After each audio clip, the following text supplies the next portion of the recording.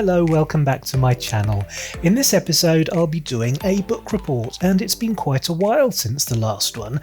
I have promised this to a few people and they all seem quite keen to see it. So this is my book report for Wind in the Willows. This is an all-time favourite. It's classic children's literature. Probably one of the best children's books ever written.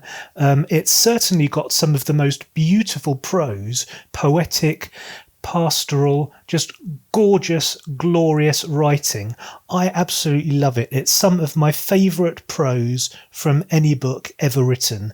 And I've loved this since a very young age. I mentioned in, I think, my newbie tag that Lion, the Witch and the Wardrobe was my first book, and it was. But this was probably my 8th book, because of course I had the other Narnia books as well. But I was reading this at the same time as I was reading the Narnia books and loving it every bit as much.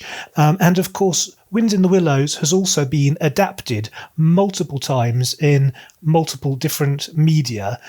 So I spent a lot of my childhood seeing this performed on the stage, and also there was a very famous and much celebrated and beloved animated series on television by Cosgrove Hall, who were the predecessors of Aardman Animation. They were doing claymation in the good old days, and they made a beautiful and very faithful adaptation of this book, starring David Jason as the voice of Toad and Sir Michael Hordern as the voice of Badger, among many others. It was glorious and I've got very fond memories of it. So Wind in the Willows loomed very large in my young life. I had a Wind in the Willows duvet cover, and I used to go to sleep every night looking at pictures, the famous pictures, the best ones, the shepherd illustrations in colour from Wind in the Willows on my duvet cover.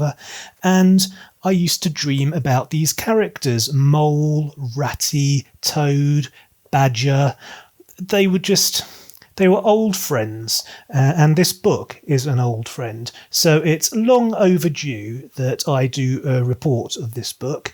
And as I say, I have been promising it to various people for a while now. I did actually film about an hour's worth of me whittering on about this book, and then the doorbell went and I was distracted and I never got round to finishing it. So I'm starting again now.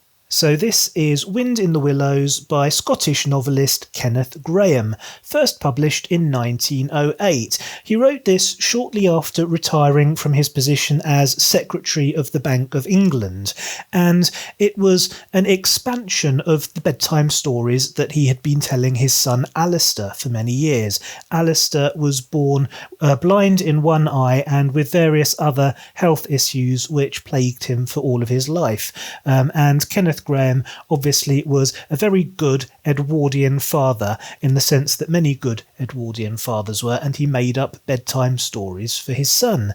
And over the years those stories expanded until eventually in 1908, when he retired early from his job, he put it all down on paper and it became Wind in the Willows. And it's an interesting book because it has a main through line. The story of Toad sort of carries on throughout the whole book, but interspersed in between sections of Toad's story are individual short stories, which are almost in a completely different style, but not quite. They fit in perfectly, and they're different in the sense that where Toad's stories are action-packed and adventurous and funny and full of daring do, the gentler, more poetic, more thoughtful and emotional stories, which are slotted in between the Toad chapters, are actually quite beautiful, and they have gorgeous titles as well. Titles like The Piper at the Gates of Dawn. That was a title which was later adopted by Pink Floyd for one of their tracks. And like Summer Tempests Came His Tears. What a gorgeous title for a chapter, like Summer Tempests Came His Tears, and my favourite chapter in the whole book, which is Dulce Domum.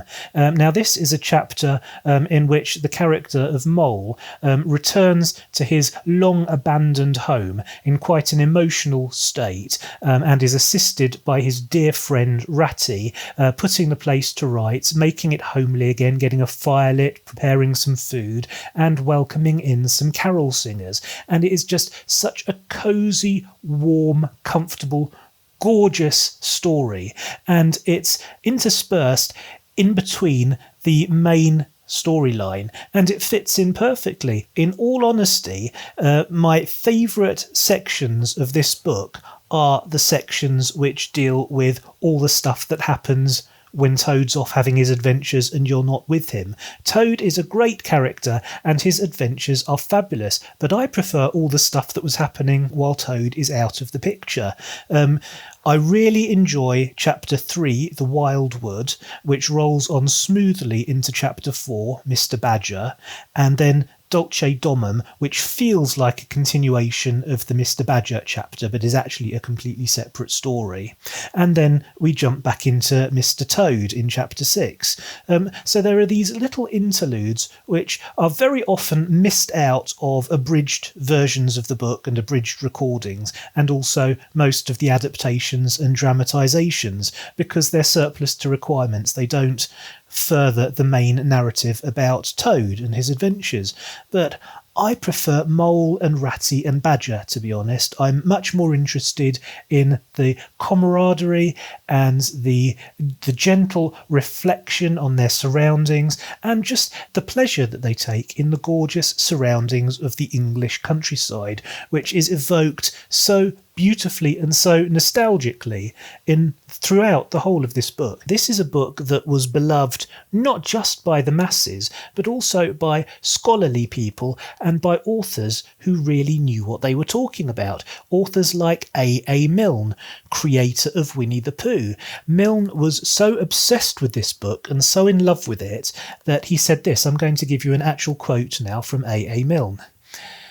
"One does not argue about Wind in the Willows. The young man gives it to the girl with whom he is in love, and if she does not like it, asks her to return his letters. The older man tries it on his nephew and alters his will accordingly. The book is a test of character." A. Milne gave this book to people to read as a test of their character, to see if they were worthy of being his friend.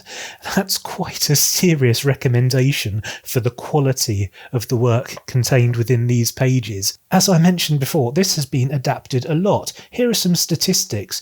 There have been, according to Wikipedia, 10 stage adaptations, 2 theatrical movies, 10 television adaptations, 6 radio dramatizations, 5 radio readings, and 7 sequels and alternative versions. There was also one unproduced movie which was supposed to be made by Disney in 2003 under the direction of Guillermo del Toro.